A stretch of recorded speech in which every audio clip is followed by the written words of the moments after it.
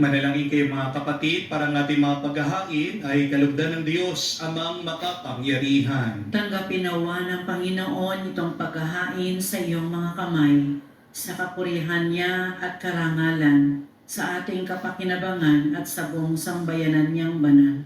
Ama naming lumikha sa ipagpapatawad ang mga kasalanan, maganap nawa ang paghahain ito na sa dambana ng krus ay siyang pumawi sa kasalanan ng buong mundo, sa pamagitan ng Jesucristo, kasama ng Espiritu Santo, magpa sa walang hanggan. Amen. Sumainyo ang Panginoon. At sumaiyo rin. Itaas sa Diyos sa inyong mga puso at diwa. Itinaas na namin sa Panginoon. Pasalamatan natin ang Panginoong ating Diyos. Marapat na siya ay pasalamatan. Ama naming makapangyarihan, tunay nga marapat ikaw ang aming pasalamatan.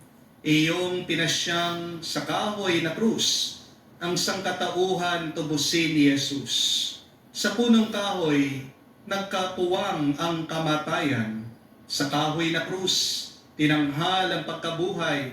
Sa punong kahoy na daig ang sumuway sa iyo.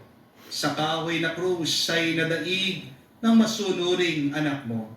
Kaya kaisa ng mga anghel nagsisiawit ng papuri sa iyo, nang walang humpay sa kalangitan, kami nagbubunyi sa iyong kadakilaan.